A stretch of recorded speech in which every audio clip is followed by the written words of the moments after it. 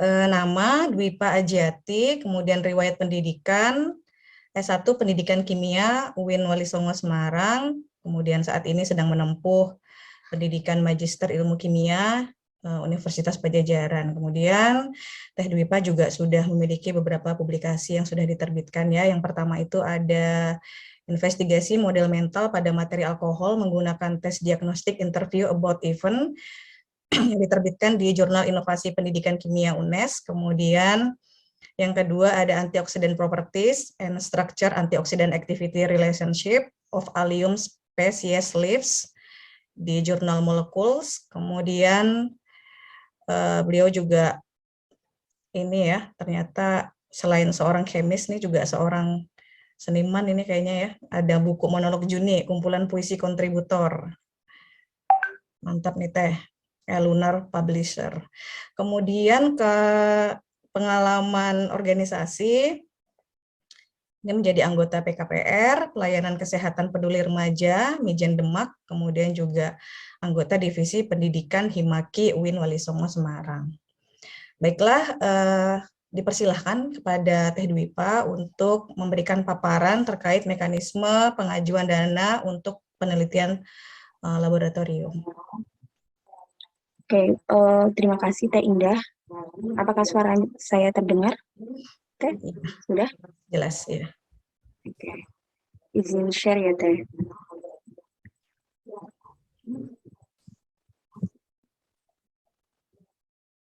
Iya, sudah. Oke. Baik, saya mulai. Bismillahirrahmanirrahim. Assalamualaikum warahmatullahi wabarakatuh. Terima kasih atas kesempatannya dan juga terima kasih kepada seluruh kepengurusan kelurahan LPDP KBA LPDP 4 8.0 dan juga teman-teman yang sudah berkenan hadir pada sharing session pagi ini. Di sini saya akan berbagi ya yang mengenai pengajuan dana penelitian yang laboratorium. Tadi yang untuk non-laboratorium sudah dijelaskan dengan sangat baik dan detail oleh Kang Teguh. Jadi yang saya jelaskan ini yang bagian laboratorium dan tadi juga sudah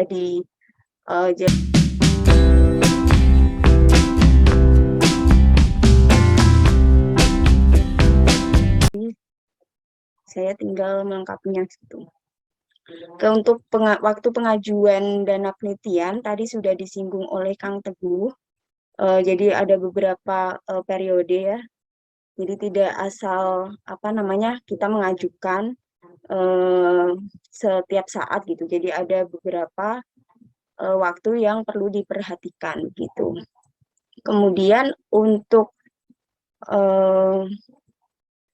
berkas-berkas yang harus dipenuhi tadi sudah disinggung juga oleh Kang Teguh, antara lain yaitu LOA, kemudian proposal penelitian yang sudah ditandatangani oleh pembimbing dan juga sudah melalui ujian proposal atau sempro gitu. Kemudian RAB ini juga kurang lebih sama, cuman ada beberapa komponen yang berbeda gitu. Nanti akan saya jelaskan di slide berikutnya. Kemudian ada KTM, kemudian ada surat keterangan bahwa penelitian tidak dibiayai oleh kampus. Untuk surat ini, seperti yang telah dikatakan oleh Kang Teguh tadi, bahwa surat keterangan ini bisa diminta di bagian akademik dari universitas gitu. Kemudian ada surat keterangan mahasiswa aktif, ini juga diminta di bagian akademik. Kemudian ada bukti chat. Nah, bukti chat seperti yang telah dikatakan tadi pemateri sebelumnya, bahwa bukti chat ini bersifat opsional gitu. Jadi untuk memperkuat data-data kita, semisal di proposal penelitian dan juga RAB itu kan terdapat tanda tangan dari pembimbing kita ya. Nah, itu ketika kita mendapatkan tanda tangan dari pembimbing kita dan bersifat scanan gitu tanda tangannya dan bukan basah, maka kita perlu melampirkan bukti chat untuk memperkuat berkas-berkas kita seperti itu. Kemudian ada surat keterangan telah melaksanakan ujian proposal. Nah, ini surat keterangan ini terkait dengan bukti bahwa proposal penelitian kita sudah melalui ujian proposal gitu. Sama seperti Kang Teguh, kemarin saya melampirkan surat undangan gitu, surat undangan ketika saya sempro. Tapi kalau teman-teman dari jurusan lain itu ada surat keterangan telah melaksanakan ujian proposal, tidak apa-apa pakai itu. Kemudian ada surat pernyataan pembimbing bahwa proposal dan RAB sudah diperiksa dan disetujui. Untuk surat pernyataan ini bebas formatnya ya, jadi teman-teman tidak ada format tertentu gitu. Nah, selanjutnya alurnya tadi sudah dijelaskan oleh Kang Teguh dengan sangat detail gitu, hampir sama kurang lebih sama pengajuan dana-dana lain seperti LA seperti itu, yaitu ada melengkapi berkas persyaratan, kemudian pengajuan tiket bantuan dana ke Simonef dan juga diproses oleh LPDP gitu. Nah, namun ketika teman-teman membuat tiket bantuan dana ke Simonef dan berkas teman-teman ketika diproses oleh LPDP dan belum lengkap, ternyata belum lengkap gitu, maka dari pihak LPDP-nya akan mengumumkan bahwa berkas teman-teman itu belum lengkap dan dikasih tenggat waktu gitu untuk melengkapi berkas yang belum lengkap tadi. Kemudian diupload kembali, kemudian diproses lagi dan juga setelah lengkap gitu, kemudian ada proses penilaian. Nah, proses penilaian ini terkait dengan RAB yang teman-teman buat gitu. Kemudian ada pengumuman, nah pengumuman ini terkait dengan besaran dana yang di-approve oleh LPDP. Jadi, semisal teman-teman yang magister yang laboratorium, yang penelitian laboratorium itu mengajukan 24 juta, tapi belum tentu nanti di-approve-nya 24 juta gitu, tergantung RAB yang teman-teman buat. Kemudian setelah di-approve dana yang teman-teman ajukan, kemudian diproses oleh bank. Nah, kalau yang berdasarkan pengalaman saya, untuk dari proses pengajuan sampai approve itu kurang lebih 1 bulan. Kemudian setelah pengumuman approve itu sampai dananya cair itu sekitar 1 minggu atau 5 hari kerja seperti itu. Nah, ini yang membedakan antara penelitian laboratorium dengan non-laboratorium. Tadi juga telah disinggung oleh Kang Teguh bahwa untuk yang penelitian tesis dalam negeri untuk yang laboratorium itu sebesar 25 juta. Untuk yang disertasi itu 75 juta. Dan kemudian yang luar negeri, teman-teman yang mengambil studi di luar negeri tentunya jauh lebih besar ya, yaitu 50 juta dan disertasi itu sebesar 150 juta. Tapi perlu teman-teman ingat bahwa kisaran ini, pagu maksimal ini itu tidak semerta-merta LPDP-nya ngasih 25 juta gitu ya. Jadi tergantung keperluan penelitian teman-teman dan juga tergantung RAB yang teman-teman buat gitu. Kemudian ini juga tadi sudah disebutkan, sudah dijelaskan. Namun yang membedakan itu di bagian persentase lab-nya.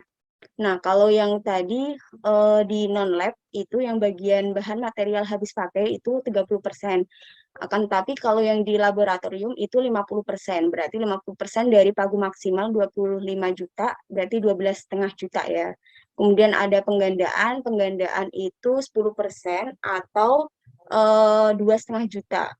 Kemudian untuk honor uji dan sewa alat itu 30% atau sama dengan bentar.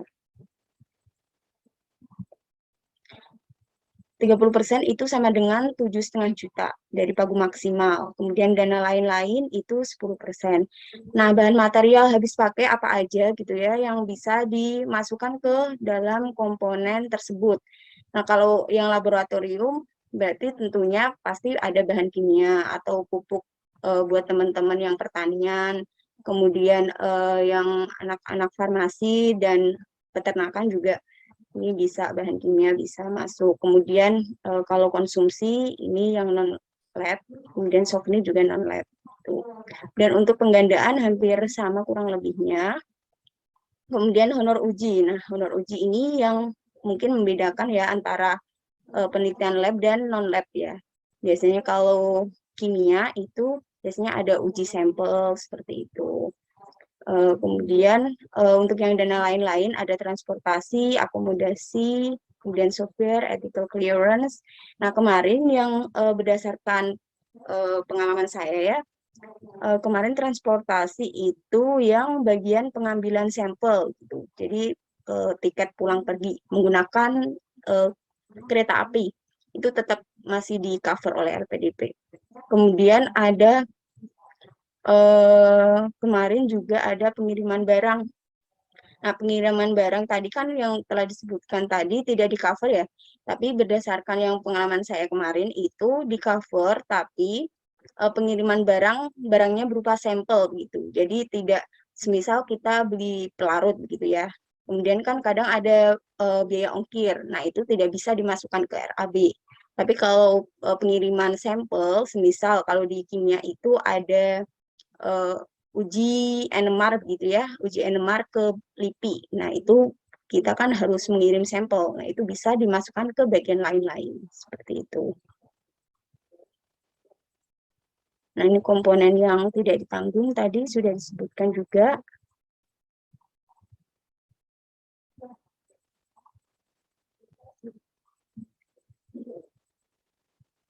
Nah, ini berikut contohnya. Kemarin ada LOE, unconditional. Kemudian ada proposal yang tentunya sudah ditandatangani oleh pembimbing ya. Dan RAB ini kurang lebih sama formatnya. Dan RAB ini juga dilengkapi dengan referensi harga. Dan referensi harganya harus jelas begitu, ada sumbernya pula. Nah, ini contohnya ya. Ada referensi harga, misal sampel saya kan daun bawang merah. Nah, ini kita bisa cari di toko-toko online gitu dengan mencantumkan sumbernya. Gitu. Kemudian ini bagi teman-teman yang di penelitiannya di lab, pastikan ada pembelian pelarut begitu ya. Nah, ini kwitansinya jangan lupa disimpan, karena nanti pasti bakal dilampirkan di bagian RAB. Seperti itu. Ini untuk surat keterangan bahwa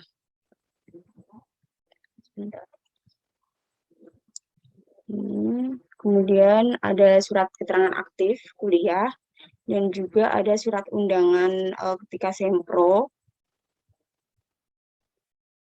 dan sebentar, dan ini juga surat yang menyatakan bahwa pembimbing telah menyetujui dan memeriksa dari RAB dan proposal penelitian kita gitu.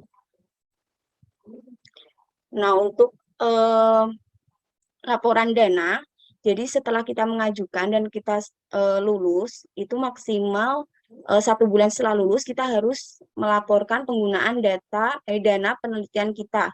Jadi teman-teman membuat LPJ ya dari dana yang telah kita pakai gitu, apa saja. Nah, ketika ada kelebihan dana, maka kita harus mengembalikan ke pihak LPDP,